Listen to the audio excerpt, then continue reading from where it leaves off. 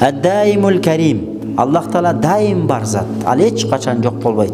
Al-karim, ал ушунчалык берешен зат. Фала ахира ли бақаихи ва ла нихаята ли худудихи. Фала ахира ли бақаихи. Жана Аллахтын не түбөлүктүүлүгүнүн этеги жок. Бул дүйнөдөгү бардык нерсе күн деле мисалы ушундай канчалаган жылдардан бери жашашы мүмкүн, бирок эртең барып Алланын өкүмү менен жок болот. Күн бул дүйнөдө гана кызмат кылат. Жер бул дүйнөдө гана кызмат кылат. Акыретте күн жок, бейиште күн болбойт. Бейиште күнү жок эле Аллах Таала күндөн да ашык бизге Аллах Таала рахмат кылган, нур чачкан нерсени жаратып коет. Демек күндүн кызматы бул дүйнөдө бизге кызмат кылуу, адам затына, бүтүндөй махлуктарга жер бетинде жашоонун улашына бир себепчи болуп атат.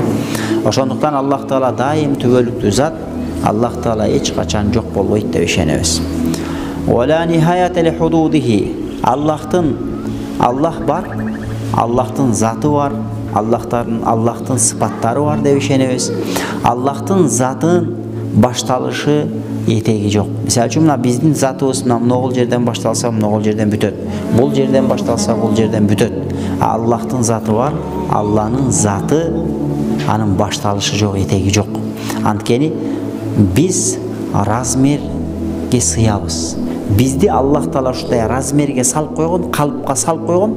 Күндүн да размери бар, андан чоң боло албайт. Андан кичикей да боло албайт. Жердин да размери бар, андан чоңоюп да кете албайт, андан кичирейип да кете албайт.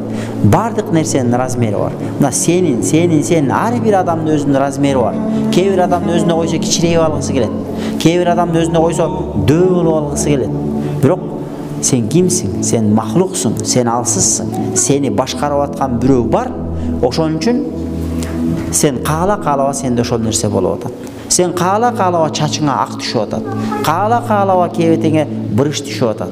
Демек бизди сыртыбыздан мындай башкарып турган бирөө бар. Аллахтын чеги жок. Аллах Тааланы эч ким башкара албайт. Аллах Таала Куранда айтат: "Яфалу ма юрид." Аллах Таала каалаган кылат. "Ла юсалу амма яфалу ва хум юсалун." Я ла юсалу амма яфал. Ла юсалу амма яфал. Аллах Таала кылган нерселерден суралбайт. Ва хум юсалун, пенделер сурак берет. Аллах Таала неге антти, неге минти деп Аллах Тааланы эч ким мындай сындаганга акысы жок. Биз сурак беребиз. Намаз окубасак сурак беребиз. Биз адамдардын арасында да милдетибиз бар. Үй бүлөдө да биздин милдетибиз бар. Эмнеге аялыңа мындай мамиле кылдың? Эмнеге балаңа мындай мамиле кылдың? Эмнеге кызыңа мындай мамиле кылдың? Жумушта да сенин милдетиң бар. Жумушта бирөө келет дагы өзүңдүн милдетиңди аткарбасаң, аткарбасаң таарынба деп сага кесе айта турган бирөөлөр бар. Демек биз бирөөгө баш ийебиз. Ошон үчүн биз Кудай эмеспиз. Кудай деген ким? Кудай деген ушундай улуу зат, ал эч кимге баш ийбейт. Эч ким аны сен неге анттиң, сен неге минттиң дей албайт. Мына ошондой зат, бул жаратуучу зат Алла Таала.